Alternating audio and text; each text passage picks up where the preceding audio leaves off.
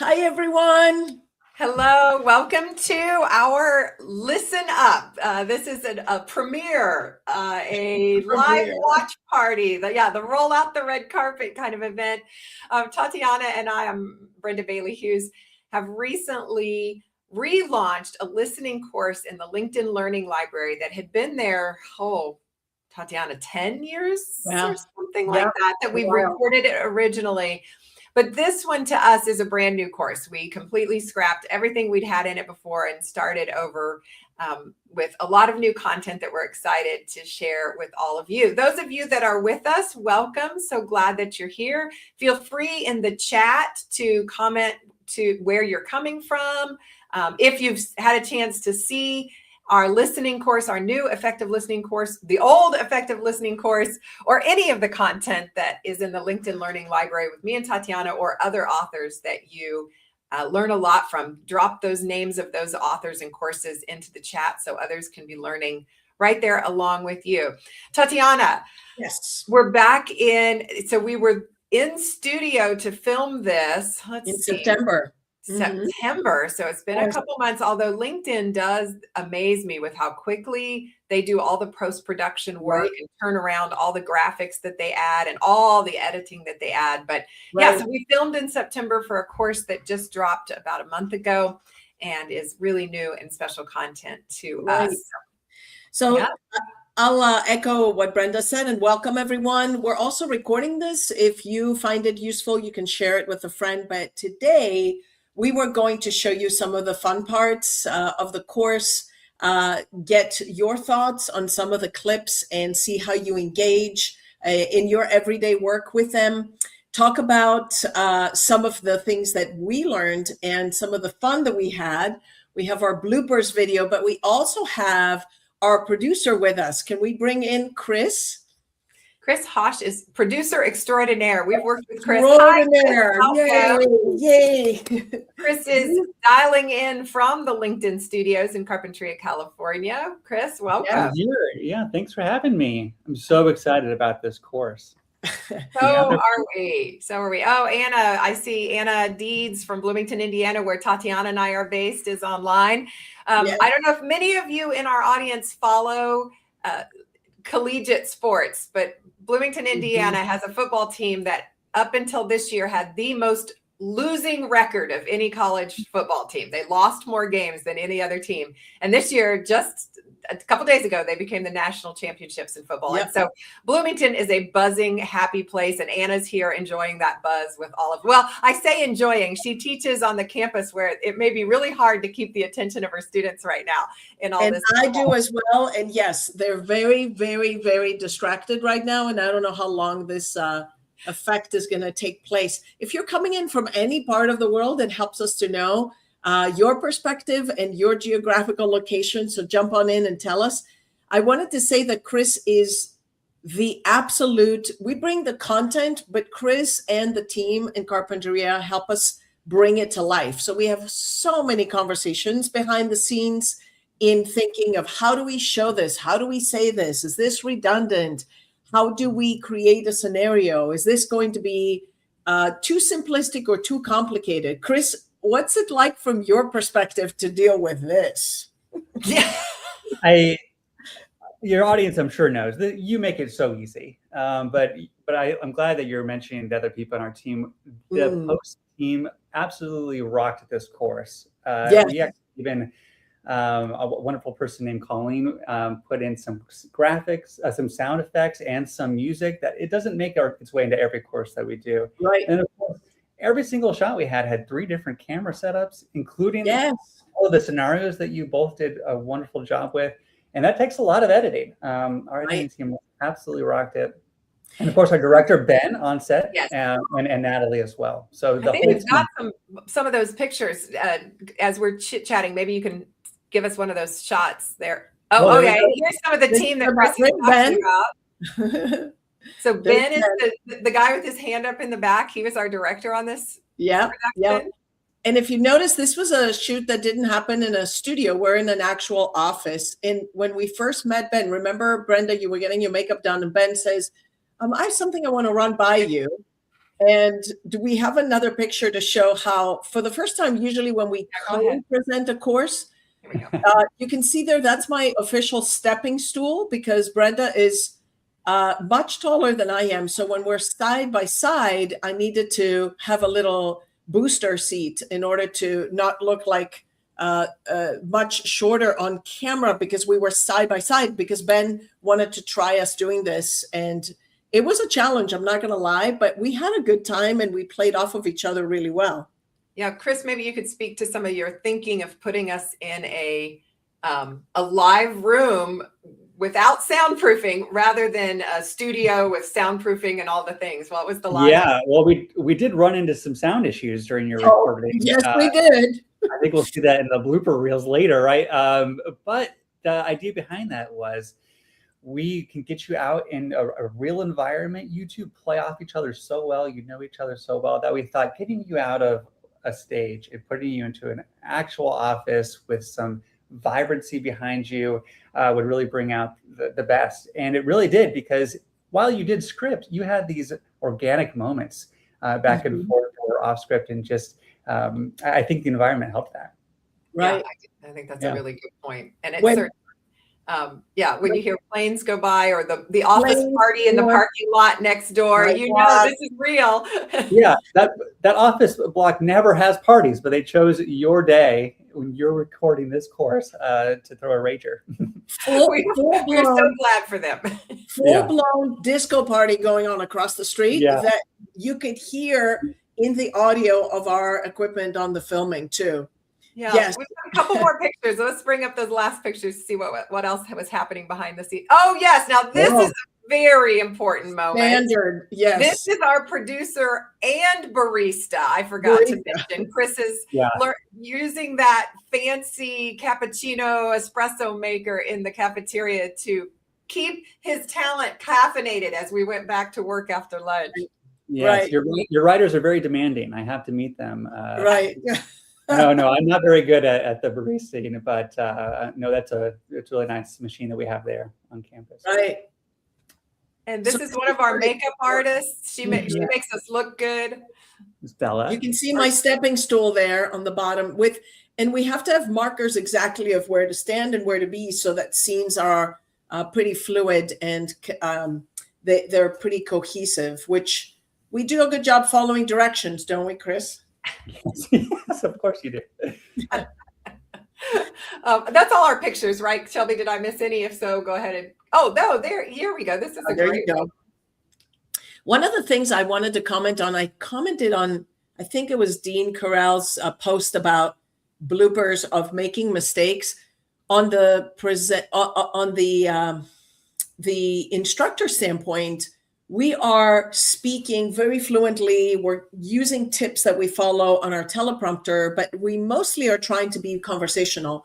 And that means that the longer the day goes and the more tired or sleep or jet-lagged we are, sleep deprived, we make mistakes. And I would say, regardless of the topic, this setup can be quite intimidating initially. And people like Chris and Ben do such a good job saying, no big deal, let's try this one again, versus you fumbled on this 5 times. Can we focus? So you make us feel very welcomed and not nervous, because I would think for anyone being in that setting, when everyone is watching you make mistakes, it kind of goes back to the football analogy, like you're watching a big play. But the poor people that are following you have to see you fumble, and it's not fun. But thanks for making it easier for us. Yeah. I can't imagine, being on the other side where you are. Yeah. So thank you. You put up with us too in our call for rollbacks and things. Right. Yeah. It gives us lots of bloopers. Chris, you mentioned that you were excited about this course. I'm sure you're excited about all the content that you produce that comes out of your area. So such a fun space. But we talked a little bit about some of the technical things, running it in a non-studio environment to sort of bring it to life. I'm curious what else sort of resonated with you about this course, either the production piece of it and the lead up to the recording, or the recording itself, or the content. What has been resonant with you about the listening course? Well, if we start at the beginning when we worked together, this was a course you both did a long time ago. I know it got a refresh in like 2019, but here we are. I think it was at least 10 years later from your initial recording. And while there were so many wonderful things that we wanted to incorporate that still resonated in this course, you both were so thoughtful about what is important right now, what's top of mind. You included AI as part of the course that, of course, is very necessary, top of mind. And then, the energy that you brought to the scenarios, it was so fun. I just watched it back the other day, and it's just so fun to see you both together. And a lot goes into that from a production standpoint. We had multiple people on cameras, on steady cams. That picture you showed of Ben, that's a whole rig that we had to wheel across the campus. But yeah, so really just the thoughtfulness that you put into the development. And then, when I look at the course, I think about, what really stands out to me is how listening is about being present. And one, working with you both, you're always so present. You're like exemplars for listening, and you make everybody around you feel seen and heard and important. And that's what listening does. And in the course, you would think a course on listening, what am I going to get out of that? So much is about you bring in curiosity, and you bring in like the power of questions. You give really good examples too, right? I know you mentioned this a few times in the course, where the power of changing a why question to a what question to really, and that comes up anyway. And there's that one that stuck out to me too, Brenda. I think that in one of the videos that you shared is those 3 innocent reasons questions. Right? I think it's when dealing with somebody in a difficult conversation, and you really want to work on your listening skills. What if you just assumed positive intent and get to the bottom of it? You assume that they mean well. Anyway, I just think that this course shows a lot about being present, being curious, in addition to working on and Chris, the one thing we added, remember, in the design was a lot of the biases that go into listening. We talk a lot about that positive intent. Our bias sometimes is towards negative intent because we're annoyed or we make assumptions that are not true. So it's sort of a listening plus course of the act of listening, but it's active listening, which means you're going to be engaged as the person receiving information or going back and forth. Maybe we should change the name. Know how to send this course to a colleague that might need it. Yeah. Always. You can just say, go ahead, Chris, what were you going to say? I'm sorry, I was reading the comments. No, I was just going to say we should add a plus to the name. This is not just a listening course. There's so much more packed into this. Yeah, that's so funny. There we go. I think our learners are probably, and our viewers today are probably curious about what a producer does. Maybe, I know that's a long story, but maybe if you give us the focused version of, as a producer, what are parts of your role that demand really good listening? Oh my goodness, I would say every part of the role. And thank you for this course. Finally going to be good at it. So my role here at LinkedIn is to work with all the stakeholders from the very beginning for the content manager who is deciding, what courses get made and what the market needs. So they identify, hey, this is a need, and these 2 instructors are the perfect people to fill that need. And then I get there right away. We're talking about the overall outline of the course, and we're developing the scripts together. I need to make sure I'm listening right from that moment. And then while that's happening, I'm coordinating with our recording staff here and our post teams once we're done. Everybody who brings their own collaborative flair, and listening is so important at every stage of this job. Yeah. Right. When we're actually in studio, I've watched as Chris is, he marks the thing sometimes, and then he just seems to be sitting there, but he will catch, wait a minute, you said this in 10 videos ago, and I'm not sure that aligns with that. And I'm like, wow, was he ever, like, we're the authors and we missed this, but you hear it. So I know that the intensity of your listening during recording is just really remarkable. He's well caffeinated. I've noticed he's very fun. Hi, Marley. He's learning to use that caffeine machine over there. Right. A shout out to Amanda Rudd.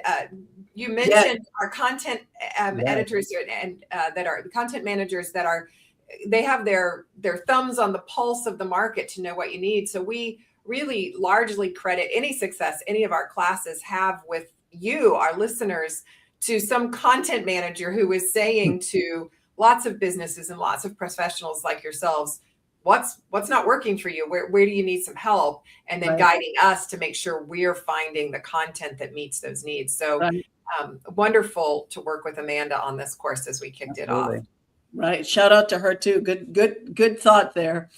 Chris, you and I are working on another project, and I've noticed sometimes what we see in the pictures of the filming on site, it starts, as you said, so long before, and together we with our producers literally ideate or decide it's better learning to do it this way or not this way. And you have to be so cued in, and also in so many different topics, because I know that you do this for people that maybe are doing more technical content versus soft or people skills content, or maybe something that's more professionally focused. I'm just amazed by how well you have to pay attention and to make beautiful results like this happen. That's fun. It doesn't always go well, but I try. Yeah, there's a lot of context switching in this job, but it makes it really fun. Right. To be the first learner on so many wonderful courses. Yeah.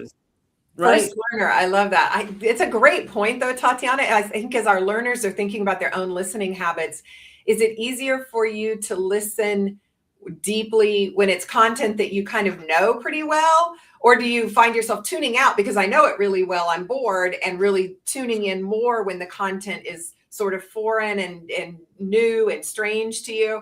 I almost feel like I might listen better when it's content that I know. But then I might have some biases that sneak in too, because I think I know what they're going to say. So I don't know. That's a listening assessment to think about as you're assessing your own listening skills and trying to improve those. Maybe I'll do that this week. I've got a lot of different meetings with all different courses going on. I can try. I think, for me, I get to stay curious. And back to what is listening, for curiosity and presence. If I try to be present by being really curious about things I don't know, certainly I can add more value, or I can add more if I already know something about the topic. But I get to learn about something I have no exposure to, and then I have a lot of questions. A lot of opportunities to listen. Chris, in the course initially, if you remember, we say there's all these different reasons to listen, and it helps to go in a situation thinking, what am I listening for details? Am I listening for the big picture? Am I listening to be empathetic? And just the example that Brenda mentioned, you behind the scenes, tally marking, does this connect to this? We're just doing our thing, and you're in the background listening for details, because that's so important. That's kind of the producer behind the scenes that wants to make sure a learner doesn't say, well, that's not what we heard here, and there's a mistake, which we hardly ever get those anymore, but it's because of that type of listening. So I think you are a master at kind of knowing the type of listening you need to do during the time too. So now that we've embarrassed you. You're right. Absolutely. So Chris is an amazing producer. We love working with you. And Chris has put together a little clip of blooper reels that we're going to hold and show you after we give you some content snippets from the course. But for those of you who haven't met Chris and seen the behind the scenes, this is him. Chris, thank you so much for hopping in with us today. Thank you. Take good care of you and your family, and we'll see you soon. Thank you so much. Bye, Chris. Bye-bye. Take care. Bye-bye. How cool to bring him in. Hey, Brenda, I have a surprise for you. You have a surprise for us. Maheen, 10 years ago. Oh my gosh, I remember her. Yes, Brenda and Tatiana at GBI, the Coca-Cola MENA Scholarship Program. Oh. And I got to learn so much when I still apply in my work and marketing professional. Thank you for being here. Mina, tell us where you are. I'm curious, because this was a program that brought many students from countries in the Middle East. It was sponsored by Coca-Cola, and the students came for 2 weeks or a week? I think it was almost a month. Yeah. A month where we were teaching courses on different topics. And I remember taking them to the on-campus beautiful cinema that we have to watch the movie Hoosiers. That's what I was there. So Maheen, I hope you're following Indiana football, because they did something similar to what happened in the movie Hoosiers. So that will be there. So it's always fun to see and have our former students join us. Absolutely. Let's dive a little bit. Yeah. Let's share some of the content with you. I'll tell you what this in the course if you get a chance to watch it. So one of the important pieces, and I think we've got a slide on this, is around listening with empathy. And I want to just talk through a couple of tips about listening with empathy, and then show you one of the clips from the course where we tried to demonstrate the wrong way and the right way. So, Chris already said it, be present. And that's thinking about your nonverbal presence, your mental presence. That's just a huge part of listening. Paraphrasing content and emotion. So, when Tatiana was talking to Maheen about the idea that this football team has done something really spectacular and special, if I were to paraphrase her content, I might just say, "Oh, so Tatiana, you're a fan of a football team that won." But if I capture her emotion as well, I'd say, "You are just having so much fun enjoying this experience with the football team that you follow." And that shows her that I'm listening to her heart as well as her head. Encourage sharing. You encourage sharing with simple things like asking open-ended questions and good follow-up questions that show you've been listening. Sometimes we encourage sharing, but just by allowing space and silence when someone pauses for a minute, instead of jumping in and talking, if we're just quiet, they know it's still okay for them to talk. And that's a great way to encourage sharing. Prime your empathy. This is, Chris mentioned one of these tactics, but it's when you're not feeling particularly positive about the person that you're talking with, or you're not giving them the benefit of the doubt, to pause and say, wait a minute, what are 3 innocent reasons they might have said that, or they might be acting the way they're acting that has me annoyed?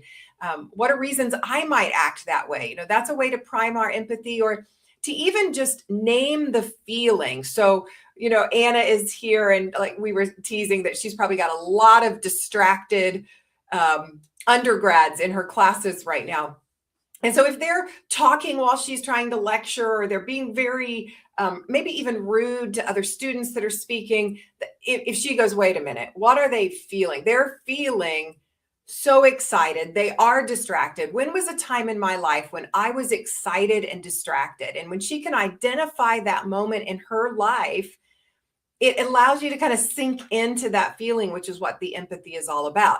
Now, what Anna wouldn't want to do is talk about that time when she was distracted and excited, because that hijacks the conversation. It makes it all about her. She wants it to stay about the students there. And then avoiding quick comforts. This is, you'll see this demonstrated, but it's, gosh, I know that, I just did this. I bit my tongue and didn't, but I was headed there. My daughter and her spouse are purchasing a new home.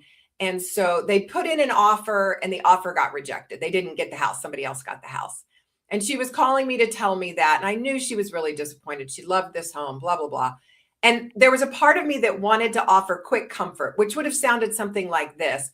"Oh, I'm so sorry you didn't get that house, but don't worry about it, sweetie. That just means it wasn't really the house for you. The house that's meant for you is going to come." That second piece is quick comfort. And we do it with good intention, but it takes the focus off the speaker and off of her emotion. She's basically just told me, "I'm kind of brokenhearted that we lost the house." And I go, no, don't be brokenhearted. This is a good thing. It negates their feeling. So it's actually better to just go, "Oh, I'm so sorry. I can tell how disappointed you are." Period. Sit with that. And then as the conversation continues, there might be a point for me to introduce the fact that other houses are on the market, et cetera, but not in that first exchange. That's a quick comfort, and it's not really that helpful. Can I interject though? Please. When it's your child, when you're a mom, I'm terrible at doing that. Professionally, I can work on it, but it's probably the people that are the closest to us we should practice with the most for this exact reason, because your first reaction is that quick comfort. And sometimes we do it for ourselves. If it's somebody that we really love, we want to say this as a reminder, to make ourselves feel better because we feel bad for our loved ones. So the place to practice that probably is for the closest to comfort environment. Yeah, that's good example, Brenda. Yeah. All right. Let's pull up a first little clip. We're going to show you the wrong way to be an empathetic listener. We'll chat about that for a second and then show you a version that we hope's better. Brenda, do you have a minute? Can I talk to you about the project that I'm working on? It is so overwhelming to me. Oh, come on. Quit worrying. You will pull this out. You always do great.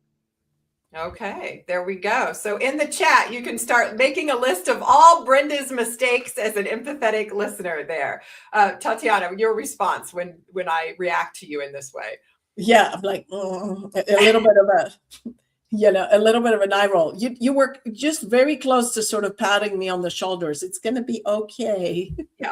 And even if we took out that patronizing tone, even if I were to, because I do I have seen Tatiana pull out schedules that nobody should be able to manage, and she manages it beautifully. So I do know you're going to be okay. You're going to figure this out. Yeah. But that just wasn't the right time to say it. She wasn't looking for my advice. She wasn't looking for my encouragement. She was looking for connection. She was looking for understanding. And right. So there are better ways to do it. Or I didn't say, am I going to survive? What do you think? That's when you would have said, you've done it before, you're going to be okay. But I'm referring to something pretty specific. So in that case, it was not helpful. Yeah. And you were fiddling with your phone. So that right.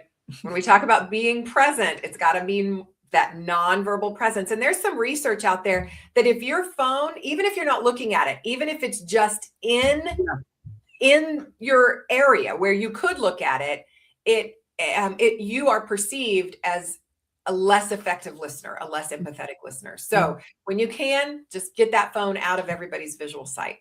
Right. Let's see if I can do a little better. Brenda, can I talk to you for a minute? I am so completely overwhelmed with this project. Have you heard about what's going on? Yeah, I know it's a really busy time. I can hear how stressed you are. Well, the client keeps moving the deadlines around, and it's hard to keep track of. What do you think's weighing on you the most? The fact that we're going to look terrible and we're going to probably lose this client because of all the moving parts. That weight of client perception is tough. Thanks for listening. Of course. Do you feel better now, Tatiana? Yes, I feel much better. Although you didn't solve my problem, but anyway, you listened. Well, and I think that's a big piece of it, reminding ourselves that it's not our problem to fix. First of all, I'm not on this project that she's on. I know that it's a busy schedule. I know from what she's telling me that people are moving things around. She knows it better than I do. So for me to jump in and think that I can offer advice in this moment, while I'm very tempted to do that, that's getting ahead of ourselves. Hello, Jose. Great to see you from Anaheim. Yeah. So anyway, we hope some of those tips are useful to you. And that if you saw yourself in some of the before, the empathetic listener, you can switch over and become a little bit more of the after empathetic listener and use some of those tips. But we had some other content around diffusing situations. One of the other things we wanted to talk about, and by the way, as we're doing this, I'm thinking if Shelby, our producer in the show, our beloved producer, can maybe drop in the link to the course. If people are interested, they can go watch it, because we were very, very thoughtful about the table of contents and how we wanted to share everything. One of the situations we thought was when you're listening and you're trying to diffuse defensiveness by things that you can do. Remember that at times listening is just really paying attention and not saying anything. But in a conversation and in the workplace, the situations are complex enough where you can do a good job by, number one, not interrupting and showing attentiveness with your nonverbals, just like Brenda did the second time. We want you to be able to paraphrase, just to say, I'm listening. So let me repeat if I think, or what you're saying is this, and saying it in your words to show that you are processing.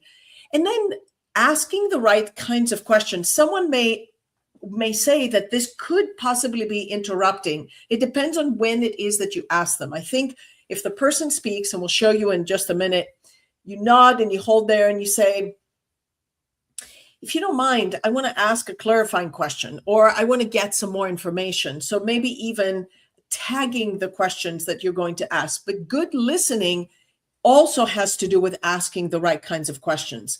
We're going to show you some of the right kinds of questions, but I think we have another slide that talks a little bit about asking what kinds of questions versus why kinds of questions. And you'll see me demonstrate that.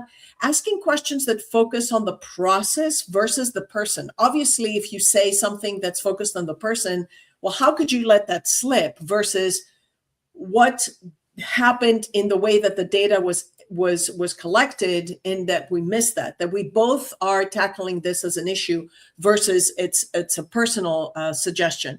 And finally, instead of asking a yes or no type of question, a close-ended question, asking questions that allow both people in the speaker and listener to problem solve together, or guiding the speaker to problem solve on their own specifically. So we show, and I hope, I'm not going to say anything. I want you to jump in the chat and share what examples do you see on the first one. What are the examples that you see? Let's play the first clip, and this is part of the class. So this is us back in the same setting.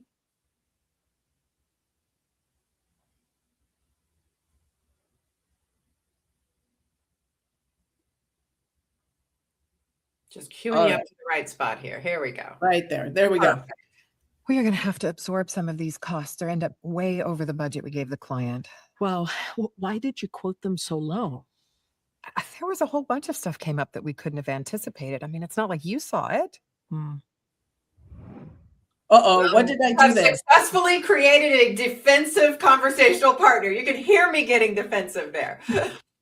You didn't know. You didn't figure it out. Why Let's did I try get again. defensive? We What did are going to Tatiana have to do to absorb some set off costs my- or end up way over the budget we quoted the client. Let's try to figure this out. I Oops. know we have a process. What are the steps that we followed here? So we used this internal checklist that we Mhm. have that's pretty robust. So I don't think that's the problem. So do you see the difference between, so why did you do it this way versus what can we do differently? It kind of pushes us to problem solve, or gets Brenda to brainstorm on her own. And she knows enough about the process where she can do that. So that was a demonstration of the why versus what. And even if you take this one thing away of asking more what questions and just sitting in silence, letting the other person process, it's a really effective listening tip too.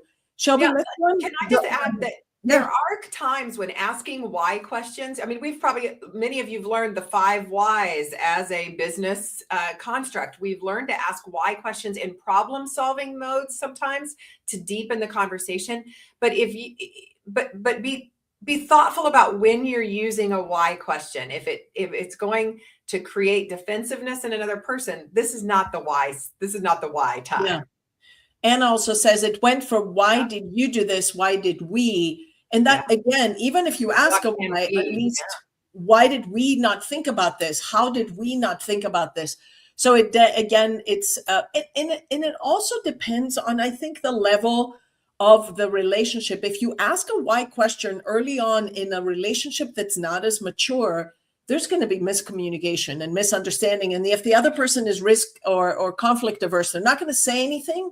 But behind in their minds, they're probably not going to open up to you again or soon. Let's look at demonstrating more questions that are process-centered and open-ended. So I don't think our internal process is the problem. The checklist is good. Did you use the checklist? Tatiana, I've been doing this for 10 years. I know the checklist. I know you know it, but did you or did you not use it? You're missing the point. Okay, how don't think it's doofus am I? Checklist. It's a good process. You seem confident in the process for sure. Can we look and see what we can do different in the future with these low quotes? Yeah. What ideas do you have? Why don't we do sort of a pattern analysis of all the projects in the last year that came in low? Now, did you notice? I in this clip, I like the fact that you move to what can we do in the future. Anytime I'm struggling to figure out how do I change this from sounding like blame when I still need to talk about the problem, because we've got to fix the problem. Yeah. If I just start talking about the future, that really changes the dynamic. It takes away the blame. Exactly. And I'm sure the person doesn't feel good that this happened under their watch in this situation. So decreasing defensiveness is really a big part of being a good listening partner and thinking about the what questions, the open-ended questions, the process questions. And we've designed this course. I think we did quite a lot of show and tell, which is easy for us to play back and forth because we can be the actors. I'm still waiting for the Oscar. It's probably in the mail. And we have several times where we jump in and demonstrate part of what we think. And again, Chris has left, but part of what makes it a good learning experience for our learners is that they see what it is we show, and then we go back and forth quite a lot. So I'm glad you showed these two pieces. Mm-hmm. I think it's so easy with listening that it's easy to talk about, but it's hard to do. And so then when you see those demonstrations, you kind of go, oh yeah, I think I did that in the meeting I was just in, like it's easier to see it. But if we had just said, don't ask questions that make someone defensive. Well, duh, of course you wouldn't do that until you see what it looks like. And then we realize, maybe I've got a tip here to work on. Well, Tatiana, shall we confess some of the moments where we were not such shining stars? Here's a 1-minute blooper reel for you that Chris put together for us so that you can see a little more of the behind the scenes views in Carpinteria, California during our film set. 0001, welcome, take 2. Okay. An airplane or a motorcycle? Practice listing for listening. What's listing? That's Brenda's typo is what that is. Sorry. I apologize for doing that. I hope you will accept my apology and always want to be my friend. Because you're like I'm just mad. I'm just yelling at you. Yeah, we practiced that a little bit. Pretty easy to be mad. Drama. Okay. Back and I go bingo. Give me a bingo. Yeah, I say bingos. I had to walk down to see the ocean before we leave. 0203. We haven't even seen Mother yet, and we've been here 24 hours, almost. I'm whining about the ocean. Okay, thank you, Ben, for the reminder. You ready? Okay, let's go. Seeing that you're not crazy about it. That's okay. Do you want to talk about it today or tomorrow? Do you want to talk about it today or tomorrow? Next year. I don't think that was in the script, T. lazy. No. You said stubborn. So all this blah, blah, blah. I say critical. Yep. I say tomato. You say tomato. Let's call the whole thing off. What am I gesturing there to people? And I had a hot flash, and they are You did, yeah, so no, you did sweaty. great. Yeah, I Okay. Yeah. Okay. You're hitting it just right. Should be in Hollywood. Okay. It should be Hollywood. Hey, Last one. Okay. where's my award? That was fun. That Is was this- fun. Is, That it- was fun. is this where the disco music is across the I swear, we did 1 hour filming and then the party started across the street. I was- wanted to cry. Yeah, it was a great idea not to work in a soundproof studio until it was a terrible idea not to work in a soundproof studio. Learners, in the comments, if you have questions for us or comments about this content, if you've had a chance to watch the course, and we'll put up a URL or a QR code here at the end so that you can snag that on your phones to watch it. But if you have seen it, tell us what you remember about the course or what spoke to you. If you've got questions about the course, please put those in the chat. You can see we have a great time filming together. We do listen intently while we're filming together in Carp. It's a lot of intense listening. As we know, many of you have work that requires just the deepest and most empathetic and compassionate listening imaginable. The course breaks down times when you do need to listen with empathy, but we understand that there's also times you need to listen sort of critically, to make calls, to make decisions. And we talk about how to listen for that. We talk about listening when your primary objective is to build connection rather than to discern. Sometimes you have to listen in order to remember lots of little facts. and be able to act on those. So we've got lots of strategies for lots of differing listening contexts, knowing that listening takes different shapes. I have a question that Shelby dropped in, and I'm glad that you did, Shelby. What's the most common listening mistake you see?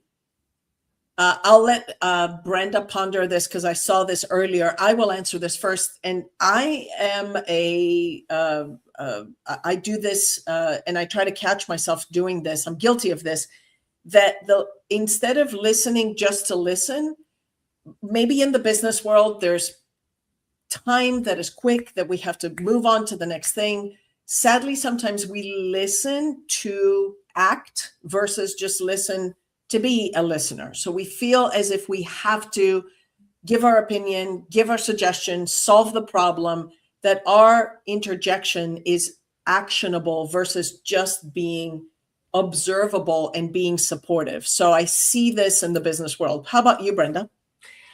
That actually would be my number one. But since you took it, I'll go to my number two most common listening mistake that I see, and that is nonverbal inattentiveness. So it's the phones. I just see conversations that get completely derailed by people who have glanced at their phone, or so many of us work remote now, and we're in those video conferences, and maybe we just don't have our cameras set up right, but it just looks like we're not even paying attention.